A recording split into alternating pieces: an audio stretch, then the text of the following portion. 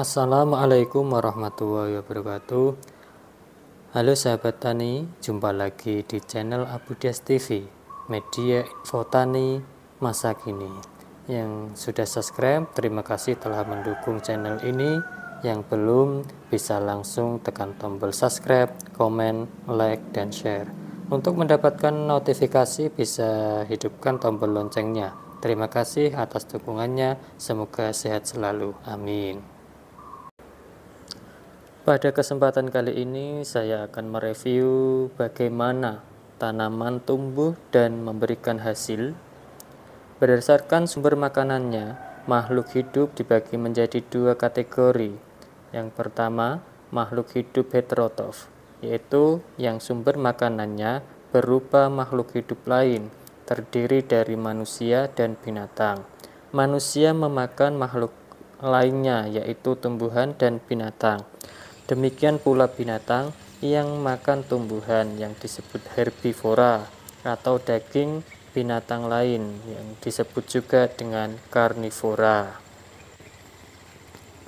Kategori yang kedua yaitu makhluk hidup autotrof, yaitu yang sumber makanannya bukan berupa makhluk hidup, melainkan unsur-unsur kimia anorganik berupa mineral dan gas yang berupa oksigen, hidrogen, karbon, dan nitrogen yang berasal dari udara bebas, air maupun dari dalam tanah. Sahabat tani, tumbuhan termasuk dalam kategori makhluk autotrof. Tumbuhan menyerap oksigen, hidrogen, karbon, nitrogen, dan mineral-mineral dalam bentuk ion maupun senyawa yang lazim disebut unsur hara, baik secara alami dari dalam tanah maupun dari pupuk yang sengaja kita berikan. Bahan-bahan anorganik tersebut kemudian diproses menjadi zat-zat organik yang menyusun tubuh fisik tumbuhan. Lantas bagaimana dengan pupuk organik yang tentunya juga berasal dari sisa-sisa tumbuhan dan hewan yang telah mati?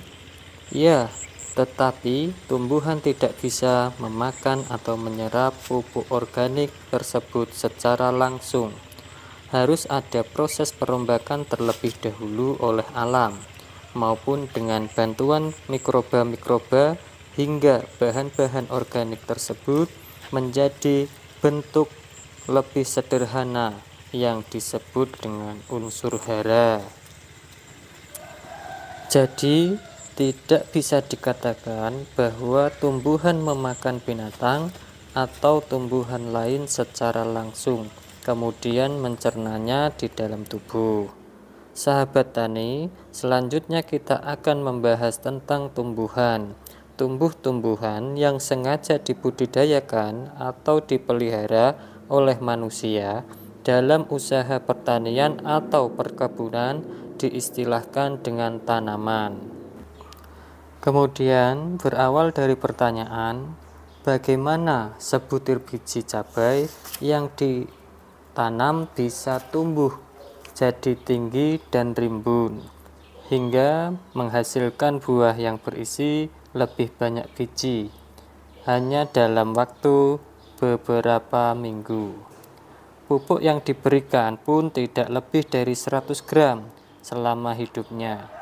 Tak seperti manusia ataupun hewan piaraan yang membutuhkan makanan lebih banyak, namun pertumbuhannya kalah cepat dibanding tanaman.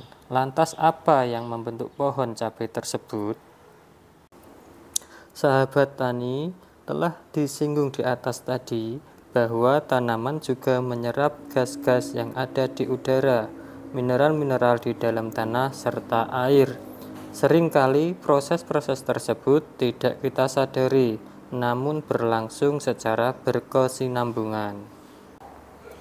Adapun gas-gas dari udara bebas yang terbanyak diserap tanaman adalah karbon, yang rumusnya adalah huruf C, dan oksigen, rumusnya O dalam bentuk CO2.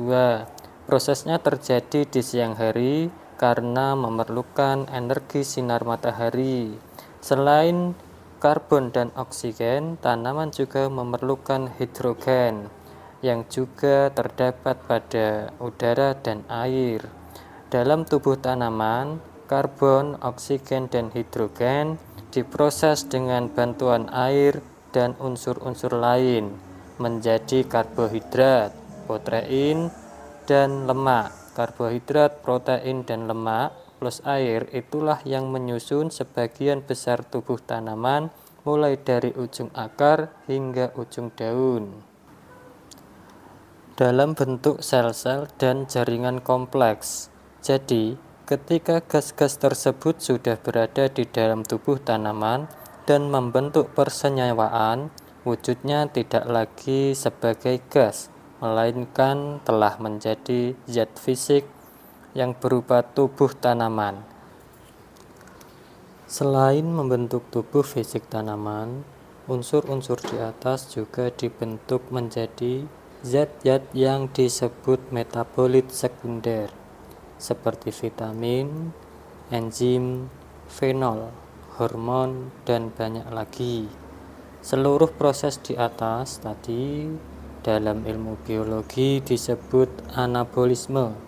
Seluruh proses di atas memerlukan energi yang didapat dari sinar matahari, ditunjang oleh zat yang dibuat oleh tanaman itu sendiri, yang disebut dengan adenosin trifosfat atau ATP serta enzim.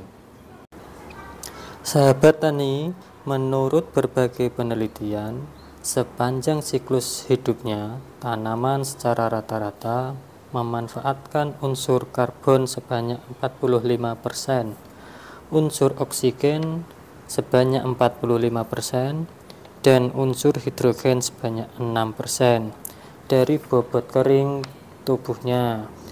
Dan sisanya yang 4% adalah unsur-unsur lain, diantaranya nitrogen, fosfat, kalium, magnesium, kalsium, dan lain-lain yang seringkali didapat dari mineral di tanah dan dari pupuk. Sahabat tani, kenapa tanaman tetap butuh pupuk? Tanaman menyerap unsur hara, mineral, dan ion. Yang dimaksud unsur hara mineral adalah unsur-unsur kimia yang dibutuhkan tanaman dan berasal dari mineral, di antaranya kalium, fosfat, kalsium, magnesium, besi, tembaga, mangan, seng, boron, natrium, belerang, dan molibdenum. Adapun nitrogen bukan dari mineral melainkan gas, tetapi tanaman menyerapnya dalam bentuk nitrat yang rumusnya NO3 ataupun amonium yang rumusnya NH4. Jadi, wujudnya sudah tidak gas lagi. Unsur hara mineral dalam wujud aslinya berupa padat dan terikat satu sama lain sebagai bebatuan maupun partikel-partikel tanah.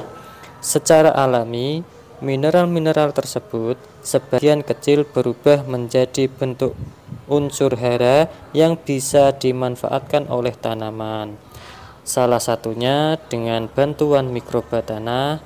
Unsur-unsur hara itulah yang tersedia kemudian diserap tanaman secara alami. Sahabat tani, demikianlah uraian singkat dari Abudia TV, semoga bermanfaat. Wassalamualaikum warahmatullahi wabarakatuh.